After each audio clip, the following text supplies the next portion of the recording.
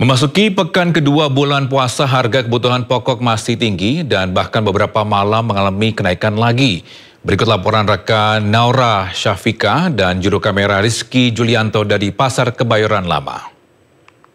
Di minggu kedua bulan Ramadan ini memang masih terpantau beberapa pasar tradisional masih mengalami kenaikan harga sembako yang tinggi. Di mana di awal minggu pertama bulan Ramadan ini untuk kenaikan ada di cabai. Namun di minggu kedua bisa kita lihat bahwa harga kenaikan ada juga di bawang merah dan bawang putih. Namun untuk kenaikan yang paling tinggi yaitu ada di bawang merah.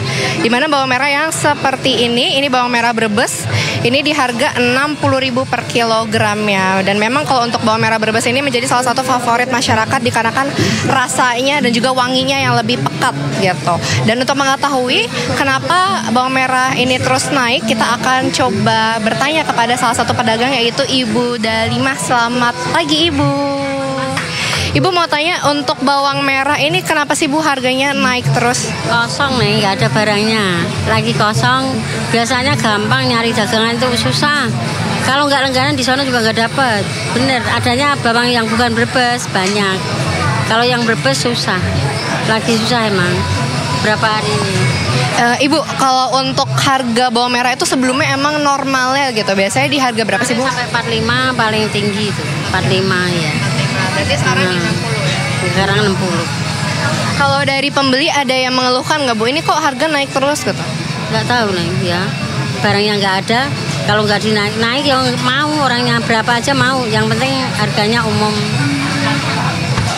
Kemudian kalau dari Ibu sendiri dengan adanya harga naik ini pendapatan jadi berkurang nggak Ibu? Kurang nih. Biasa beli sekilo paling setengah biasanya seperempat gitu kan pasti kurang. Yang belanja kayak ibu-ibu tadi biasa 100.000 paling 60, 50, kurangnya separuh. Bukannya kurang lagi, emang ya kurang. Ibu, selain bawang merah ada lagi nggak Bu yang harga naik? Ya, yang naiknya ini cabai rawit merah. Rawit merah kemarin jual 75, sekarang udah 100 lagi dari induknya. 100 dari. Ibu boleh disampaikan mungkin harapannya untuk pemerintah gitu untuk ya turun ya Neng. Mintanya pedagang itu turun, modalnya sedikit cukup, semuanya cukup. Jadi kalau mahal begini, buat beli satu biji udah mahal, nggak cukup, modalnya kurang gimana? Pikirannya jadi pusing. Iya. Ibu terima kasih banyak atas waktunya Ibu.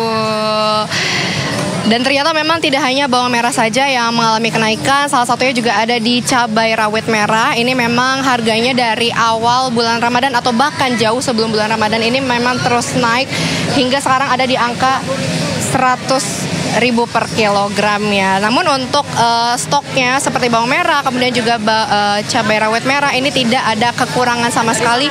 Dan juga dari pembeli memang mengeluhkan, namun dikarenakan kebutuhan, jadi mereka tetap membeli barang sembako tersebut yang ada di pasar tradisional. Dari Jakarta, Naura Syafika, Rizky Julianto, iNews melaporkan. Vice Presiden Prabowo Subianto bertemu dengan 8 pengusaha besar di Istana Kepresidenan Jakarta. Pertemuan untuk membahas program pemerintah, salah satunya adalah Danantara.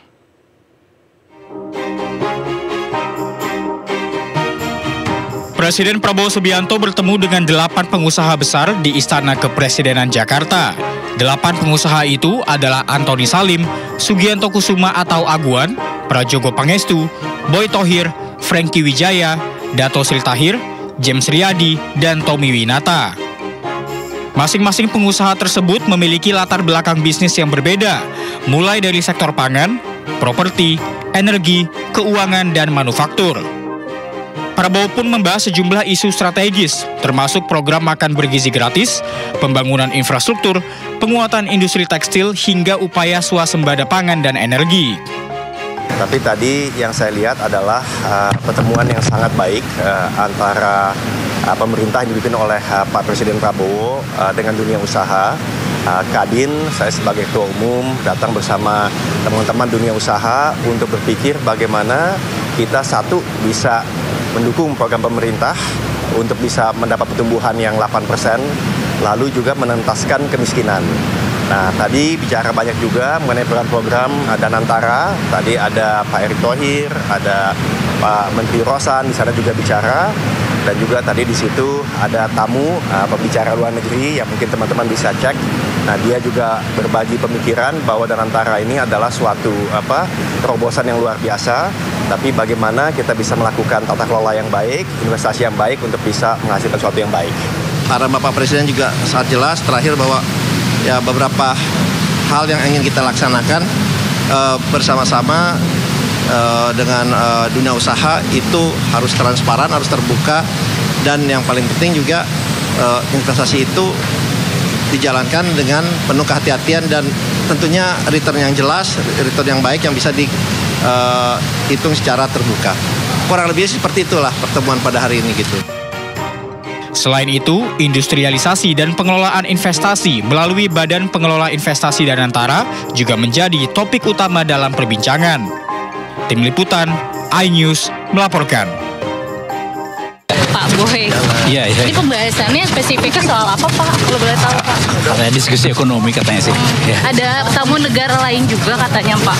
Saya malah nggak tahu. Komitmen investasi juga, Pak. Ya. Terima kasih. Welcome, Bapak. Izin, Bapak. Terima kasih. Bapak belum ditanya, Pak. Terima kasih. Pertemuan apa, Pak Aguan? Pak. Pertemuan undangan. Iya, undangan Bapak. Apa itu, Pak? Belum tahu. Oke. Ada tamu negara juga, Pak? Iya. Ini spesifiknya ke program prioritas Pak Aguan. Betul. Ada salah satunya soal PSN atau Bukan. MBG Banyak. atau Banyak. MBG salah satunya. Banyak dibahas. Tapi dua itu termasuk investasi, Pak. Oke, thank you. Jalan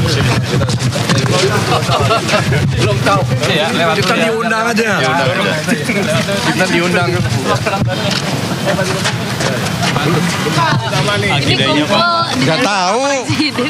Nggak tahu agendanya apa. Tadi udah masuk juga Pak Cete. Siapa? Hal lain Pak Haji Isam, Pak Boy Thohir. Oh, iya. Ini membahas soal ekonomi persisnya atau seperti apa Pak Cete? Saya nggak tahu nanti ya, karena belum tahu. Benar-benar saya nggak tahu gitu loh. Jadi dipanggil ya kita datang. Siapa aja? Ya.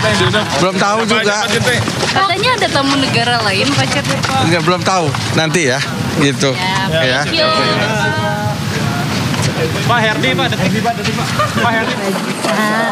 Pak Isam. Ini berarti bertemu Presiden ngomongin soal apa Pak? Tapi akan ada dengan pengusaha lainnya ya Pak, nanti kumpulnya agak sendiri aja ya. Bareng pengusaha lain ya Pak Isam ya? Nanti aja. Oke Pak. Pokoknya ada penciptaan lapangan pekerjaan, juga supaya masyarakat lebih baik, hidupnya lebih makmur. Di bidang apa? Dan segala macam. Ini merespon soal maraknya PHK ya Pak? PHK ya Pak ya? Ya, sementara itu Presiden Prabowo Subianto juga mengundang legenda investasi asal Amerika Serikat Ray Dalio guna mengupas lebih lanjut terkait Badan Pengelola Investasi Danantara di Istana Presidenan pada Jumat siang. Dalam pertemuan itu secara terbuka, Presiden Prabowo menyampaikan jika dirinya membutuhkan nasihat-nasihat yang kritis terkait BP Danantara. Prabowo juga menyebut jika diperlukan keberanian untuk belajar dari satu sama lain sebagai kunci kesuksesan penyelenggaraan BP Danantara agar aset Indonesia bisa terjaga dan dikelola dengan sebaik-baiknya untuk rakyat. Dalam kesempatan ini, Prabowo juga mengumpulkan tokoh-tokoh ekonomi Indonesia di bidang swasta yang sudah berpengalaman puluhan tahun dalam bisnis dan investasi. Kemudian saya mengundang tokoh-tokoh ekonomi Indonesia di bidang swasta yang sudah punya pengalaman sendiri puluhan tahun dalam manajemen, dalam investasi, dalam pengelolaan untuk bersama-sama dengan pemerintah sehingga nanti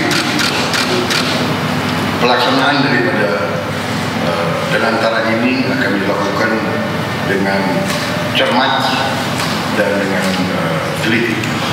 Kita mengundang semua pihak yang bisa memberi kepada kita suatu pandangan-pandangan yang kritis, pengalaman mereka, bagaimana mereka melakukan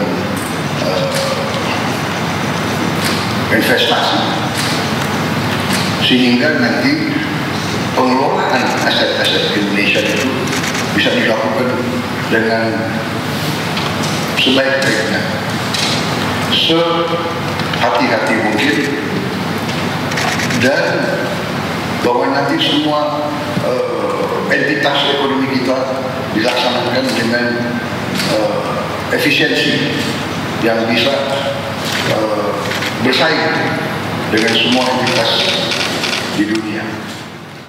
Indonesia Danantara akan menjadi sumber investasi proyek pemerintah. Untuk memastikan bebas dari pengaruh luar, Presiden Prabowo Subianto ini meminta tak ada orang titipan di BP Danantara. Presiden menyampaikan kepada kami bahwa pilihlah orang-orang yang terbaik di dalam tim Danantara ini. Tidak boleh ada titipan-titipan. Pilih yang terbaik, tidak hanya di Indonesia, terbaik di dunia pun dimasukkan sebagai beberapa alternatif nama, karena Danantara ini adalah badan investasi nasional yang memang bertujuan untuk meningkatkan perekonomian kita, dan yang paling penting adalah juga meningkatkan penciptaan lapangan pekerjaan. Pemirsa, Presiden Prabowo Subianto memanggil Menteri Koperasi, Menteri Dalam Negeri, dan Wakil Menteri Koperasi ke Istana Negara. Pemanggilan tersebut untuk membahas keberlanjutan program Koperasi Desa Merah Putih sebagai upaya pemerintah untuk mengentaskan kemiskinan ekstrim. Keberadaan Koperasi Desa Merah Putih itu yang pertama itu untuk kepentingan masyarakat desa. Karena di Koperasi Desa Merah Putih itu untuk memutus mata rantai kemiskinan di desa, dan juga bagaimana masyarakat desa bisa meningkat penghasilannya. Jadi yang pasti Kopdes Merah Putih ini bertujuan untuk meningkatkan kesejahteraan masyarakat desa dan berguna untuk kemajuan desa di seluruh Indonesia. Jadi intinya gini, Pak Presiden tadi sampaikan, Koperasi Desa Merah Putih ini untuk memutuskan rentenir, tengkulak, pinjaman online yang menjerat dan menjadi sumber kemiskinan di desa-desa. Dengan adanya Koperasi Desa Merah Putih yang salah satu unitnya ada unit simpan pinjam, masyarakat desa jauh lebih terbantu dari sisi pendanaan dan juga tidak terjerat lingkaran setan kemiskinan. Gitu. Karena utang berutang, tumpuk, gali lubang tutup lubang, itu kan tradisi yang juga mau dipangkas. Karena itu kami sampaikan bahwa Koperasi Desa Merah Putih ini memang bertujuan untuk membawa kemajuan bagi desa dan meningkatkan kesejahteraan.